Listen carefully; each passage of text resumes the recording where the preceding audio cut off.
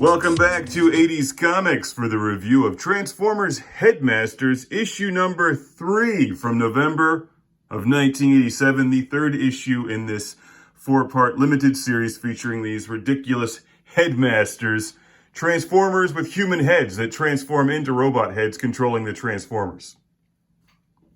It makes about as much sense as that. It's a fun series. Marvel brought their A game for this silly spin-off.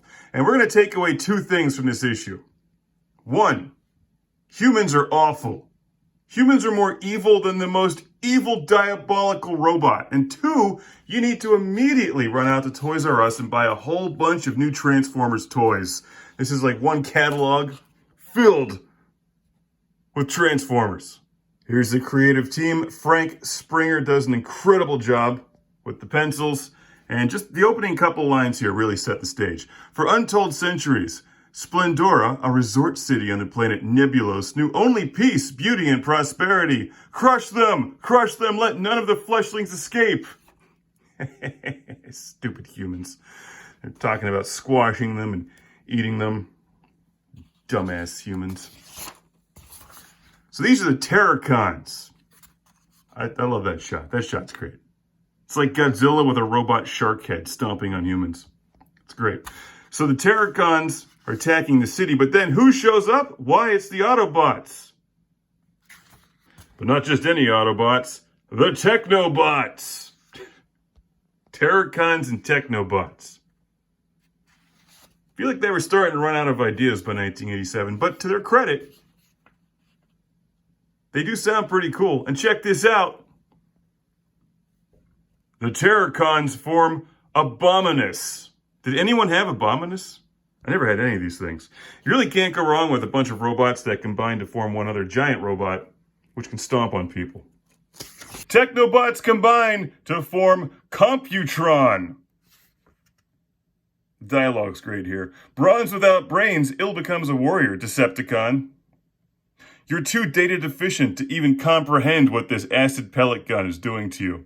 Dude, that's an insult. I forgot to point out how great the Terrorcon names are. We've got Ape-Face, Cutthroat, Snapdragon, Ripper Snapper, Hunger, that's my favorite, Cinder Twin, and Blot. Hunger. This issue has not one, but two giant battle scenes. And then we cut away here to Scorpnarok, who's torturing a bunch of humans in captivity in his lair. And for some reason, testing this weaponized bubble blower on them, this bubble machine.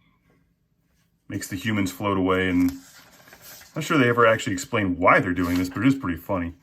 And as you might imagine, if the Autobots have Headmasters, the Decepticons are also going to have Headmasters. But before we get there, we get some of the human drama here, where Galen, who's like the hero of the series, encounters his very angry girlfriend, who's mad at him from issue 2 when he starts fighting. Even though he's fighting for good, she's mad that he's fighting at all. And I love that she shows up in a negligee and a see-through raincoat.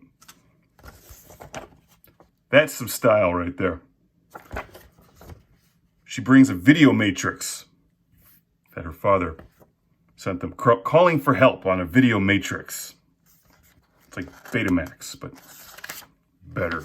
Now, one thing leads to another, and though the characters, the plot, and the concept are thoroughly absurd and just completely ridiculous, and this is not the Transformers' finest hour, it is a lot of fun, and the artwork is great. The battle scenes are really good, and I love the fight scenes here with the humans getting in the way.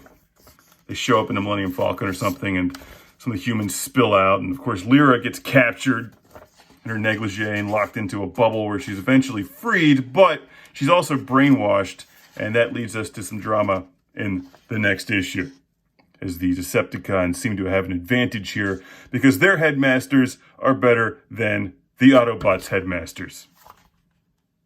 How will it end in issue 4? Who wins?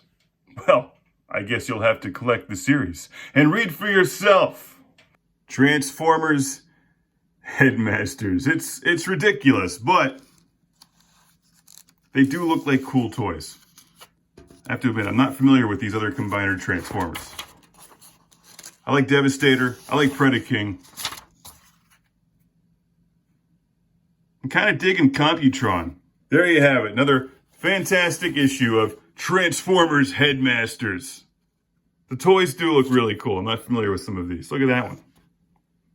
Did you know they made one of those? I didn't know that. I still like this guy. You know what? It's silly. Maybe it's not the best Transformers comics, but they're still pretty good and a lot of fun. Very well made. Anything with Frank Springer doing the pencils has got to be good. Transformers Headmasters issue number 3, recommended by 80scomics.com.